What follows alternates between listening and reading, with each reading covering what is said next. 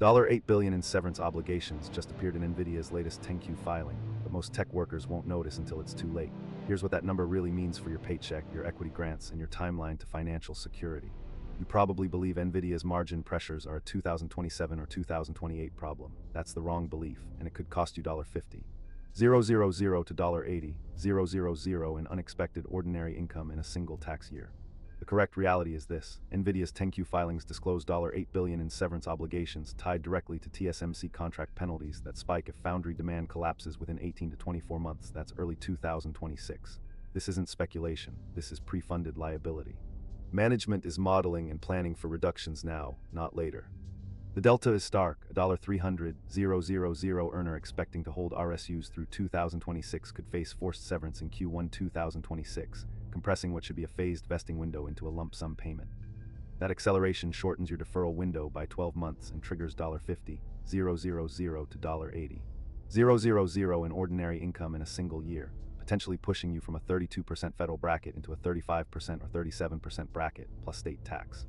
Gross severance of $150, 000 nets to $98, 000 instead of $110, 000 if the payment were phased. Where's the proof? Start with Nvidia's most recent 10Q.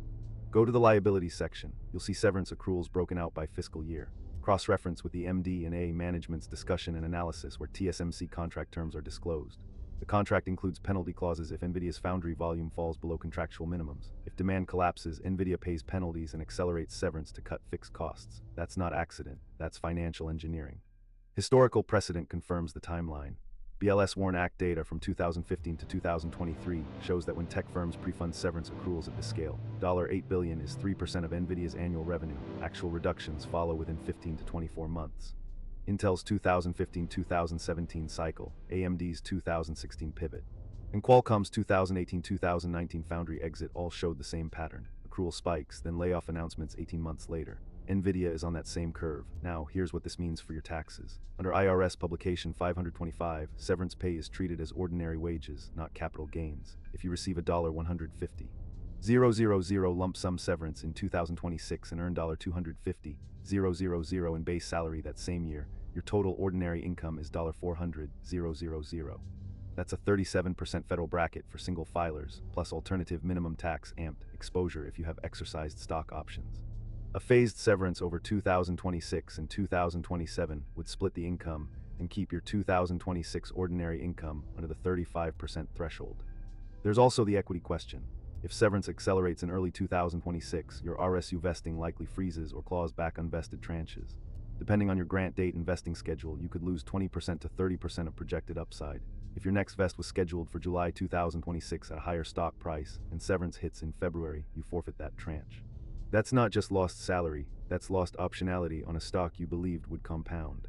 What should you do? First, pull your latest offer letter and equity grant documents. Note the severance clause language in the single trigger acceleration terms. Second, model 2 scenarios: phased severance over 2026-2027 and lump sum severance in Q1 2026. Calculate the tax impact in each scenario using a tax calculator that accounts for phase-out thresholds and AMT. Third, if you have significant unvested equity, consider an accelerated exercise strategy in Q4 2025 to reset the basis and timing. Fourth, talk to a tax professional about splitting income or timing a job transition that puts severance in a lower bracket year. The open loop here is timing. Nvidia's 10Q filings for 2024 and 2025 are the only public window into these obligations before any restructuring announcement lands. Tech workers have 12 to 24 months to adjust household budgets, execute equity sales strategies, and refinance mortgages before income recognition changes. Once a layoff is announced, your leverage and timeline disappear. Ignoring this signal could leave you unprepared for severance compression, an unexpected tax bracket jump, and a collapsed window to execute equity strategies that minimize capital gains.